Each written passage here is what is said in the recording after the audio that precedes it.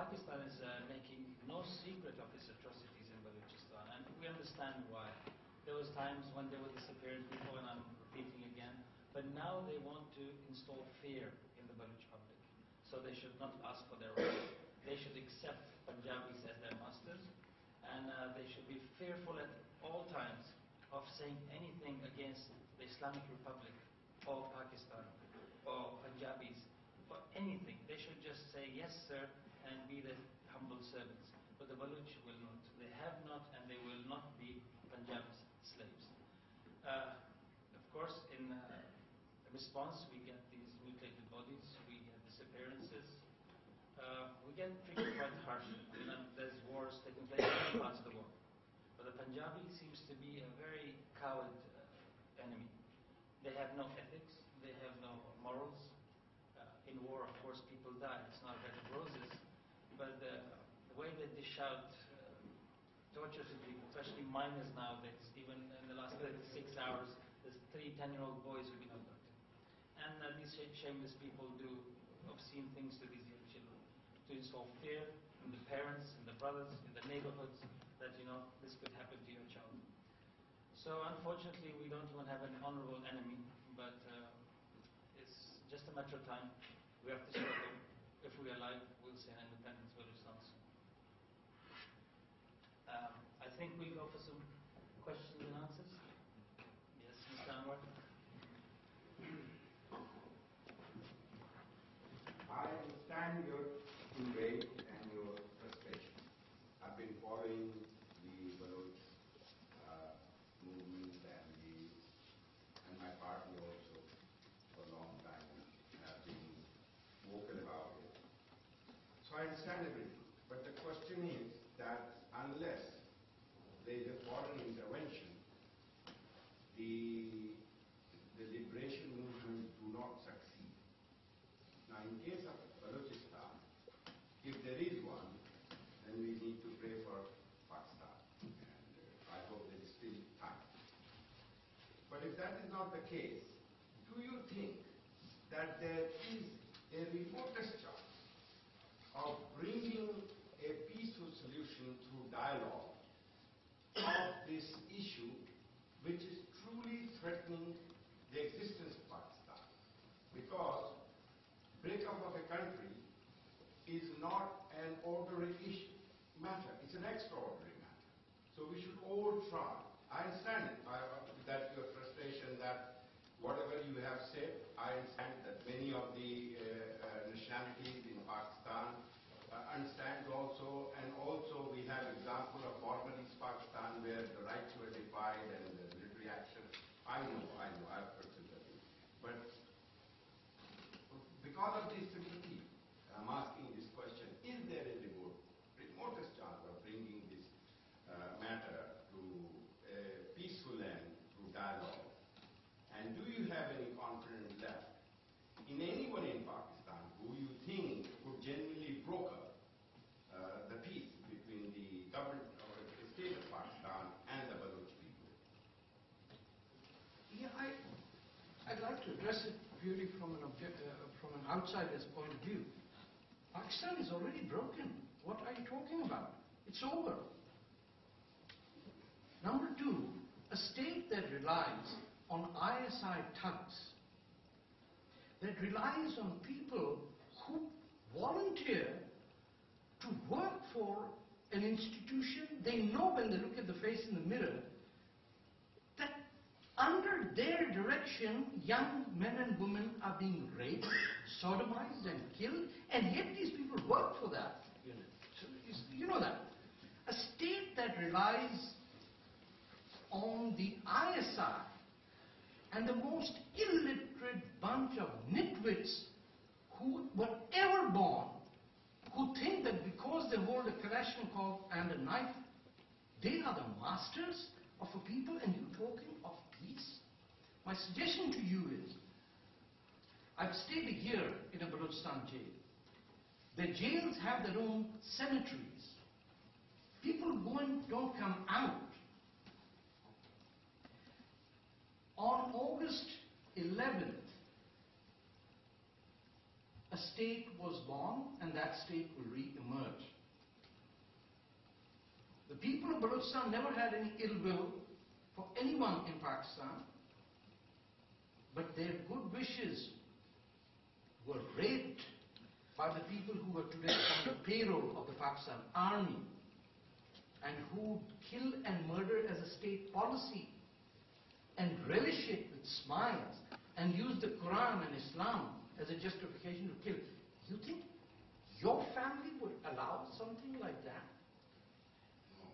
So why do you ask that question? That's being a Pakistan. There is no Pakistan. Pakistan died in 1971. Okay. Finished. Two-nation theory is gone. There was a three-nation theory, then there was a four-nation theory, then there was a five-nation theory. Today there's a one-nation theory, which is Pakistan's ISI and its corrupt military generals who rotate the ISI. There is only one way out of this. If the ISI was abandoned and its officers and employees were charged with crimes against humanity, including the low-level staff who do the monitoring, right up to the top-level official generals who commit murder and come back and say the Friday prayers.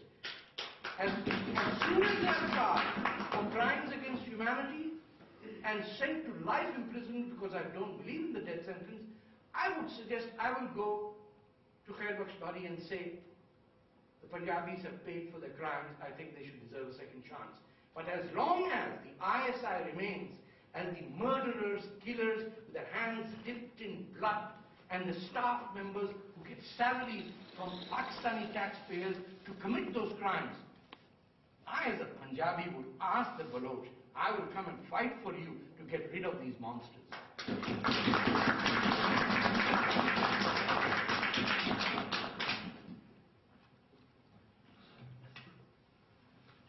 Thank you, Professor. This is Ismail Khan from Pakistan. I'm an independent journalist and have in the past wrote about Balochistan and the ensuing resource war, which was internal, now getting external.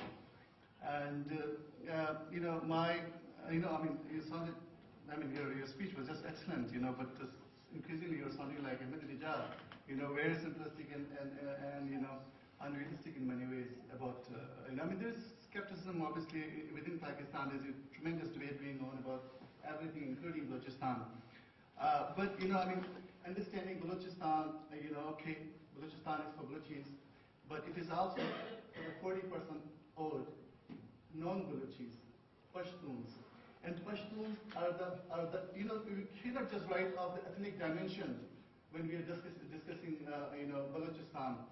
And Pashtuns are the ethnic group in that region which has been giving tough time to the NATO and the US included.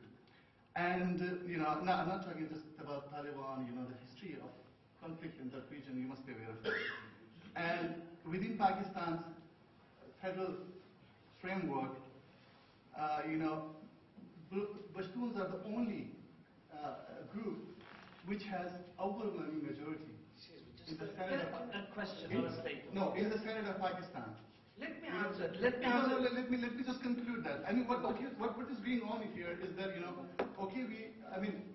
this is understandable. We condemn the human rights violations there. We condemn things going on there, and we don't agree with that. We have been fighting. I get your question. Within Pakistan, with the establishment, with different, with putting across Balochi's point of view. But I think that this may also be considered that this this situation evolves into something even more serious. It's not just. I get your question. Can I answer it? Which is going to suffer, but I think the military, you're giving military a pretext to come. I get your question, sir. Can I answer it? I don't think without even listening to me, you asked a question. Let me answer it. I'm not asking for anything other than the reinstatement of the state of Kalat that had, 1 second, sir, Haran, Lasbela, and all the areas that were 99% Baloch. Even the Bukti and Mari areas were not part of the state of Kalat. You understand? I agree with that. So why is this 1 second. such an issue after the national blockade? Just 1 second, sir. Let me answer your question. Yeah. The simple matter of fact is that the Pashtuns are the victims of this nonsense by the Pakistan Army and the Punjabi Urdu-speaking elite. The Pashtuns are divided into 3 areas. What sort of a nitwit doesn't understand that Khyber Pakhtunkhwa, FATA, and the Pashtun areas of Balochistan should be one province? What sort of a Pashtun sits there and says, I am being split into 3 parts and that's a matter of rejoicing? Except for the Pashtun who has now become part of the Pakistan military-industrial complex and has become part of the groups that are benefiting from the Chinese exploitation of Balochistan.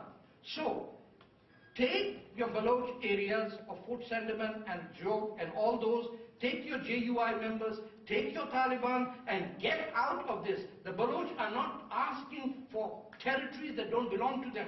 They are honorable people. They want the end of the occupation of the state of Kalat, Haran, Bila and all the Baloch areas. How about Baloch living in Punjab and Sindh?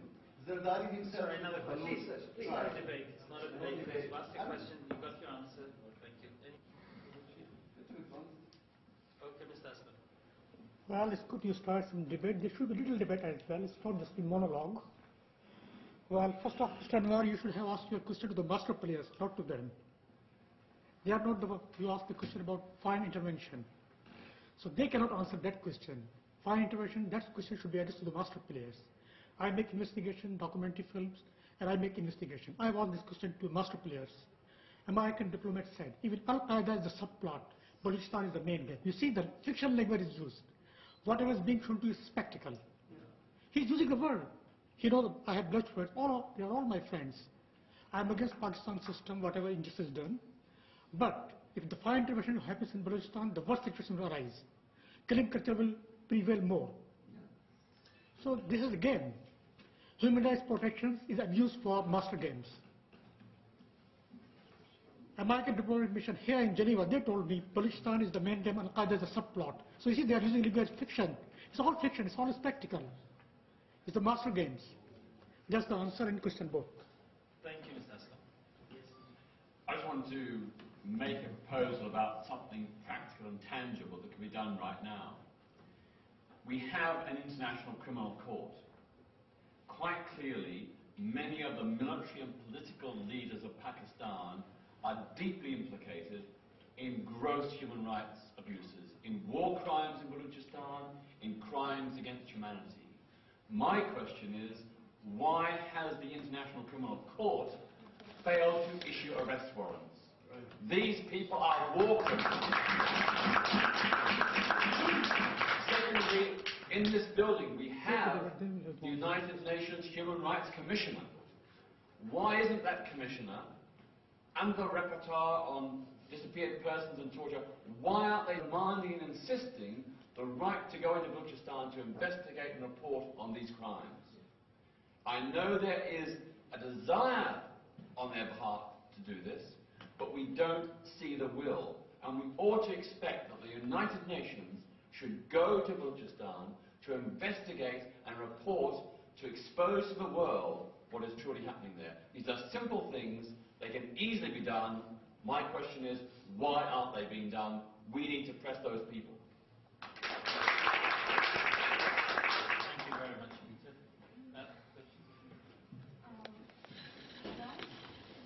Yes. I am Tayyaba from Kashmir. I just want to comment on the very recent statement that why international crime, the criminal court is a failure there. The reasons are very obvious. They are similar for which it is a failure in the settlement of issue of Kashmir, Indian occupied Kashmir. For the same reasons for which it is a failure to bring criminals in the case of Abu Ghraib jail. And in the case of many other regions, means the reasons are very obvious. Wherever there comes the personal interest, it just goes to enjoy the bloom of the pleasure, bloom of success. But wherever there is the interest lags, it just closes its eyes, and no solution is put forward to the common people. Thank you.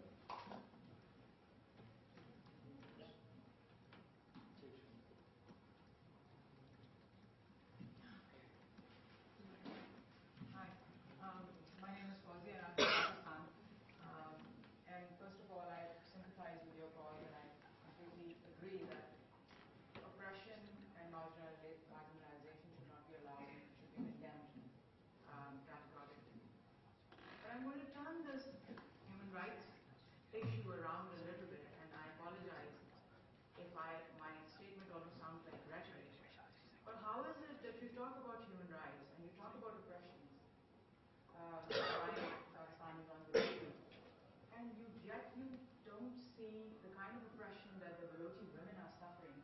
inside Balochistan. As an example, the maternal mortality rate in Pakistan is about 276, whereas in Balochistan it is close to 800. So I'm certainly not condemning, but I'm just trying to invoke the consideration of the situation of women in Balochistan. I'd love to address this issue. I think this NGO speak that I hear so much about, the fertility rates and infanticide rates, these are actually used to deflect attention from a genocide. Do you know we used to hear this when the Pakistan army was massacring 10,000 Bengalis a day? We would hear the same from the generation of your parents, the same arguments from the Pakistan upper middle class elite that, oh, they are oppressing the women. You think that the women in Pakistan are being oppressed? Would you come and sit in the front row of a mosque in any part of Pakistan and say that that is what gender rights are? When an institution like Pakistan, where you have honor killings and those involved in honor killings by the criminal court of Pakistan, and you blame that on the people of Pakistan who don't even have the infrastructure to have a local court? How offensive can it be that after hearing all of this, you came out and blamed Baloch men for oppressing Baloch women? Can I respond to that? Please do. Yes. Thank you, and I'm certainly not absolving the rest of Pakistan of the same action. Believe me, the idea is not to condemn the Baloch men. I'm just trying to underscore this point that there's a need to consider women in Balochistan. Can I just add that I don't think the struggle for the right of the people of Balochistan for self-determination is incompatible with the simultaneous rights of women. Absolutely. The two go hand in hand. A free Balochistan must be free for all its people, and that applies, of course, right across Pakistan as it exists. Women's rights are massively denied right across Pakistan. Thank you. I apologize for having missed part of the meeting. I was at an NGO meeting. IHU, the organisation which I represent, was able to host a similar meeting to this 2 years ago, but unfortunately it could not even be held here. There had been historical processes, the NGOs hosting a meeting exactly like this, having been expelled from the UN. We held a meeting at the Warwick Hotel 2 years ago. I'm delighted to see that this meeting is now again being held in the Palais des Nations. I have two comments I would like to make. Firstly, or one question, are there lessons that can be learned from the struggle for Bangladesh independence that could be applied to Balochistan? That's the first question. I realise that there are significant differences in terms of the lack of military presence or power in Balochistan. Secondly, I would like to respond on this question of women's mortality. This goes hand in hand with the deprivation of all social rights in Balochistan. It is a matter of poverty. If, as Peter Tatlow had just said, if you had independent Balochistan and the people had freedom and you were not in grinding poverty, then along with that you would have the solution to the problem of women's mortality, infant mortality and so on. There's a problem between Bangladesh and Balochistan. The parallel can't be made. The Bangladesh freedom movement was won and lost and won, depending on whose side you were, during the Cold War. So there were multiple players that were involved. The Soviet Union, the Sixth Fleet, all of them had their own interests. Bangladesh was the most densely populated country in the world fighting the Pakistan army. Balochistan is the most least densely populated country in the world, not in a Cold War. The parallel that goes for Balochistan is many in contemporary times. East Timor, the moral right of a people to be subjugated by 250 million Muslims over a Catholic area. South Sudan, Kosovo, Eritrea, Slovenia, Bosnia, Macedonia, Kazakhstan. Kashmir is not yet a country.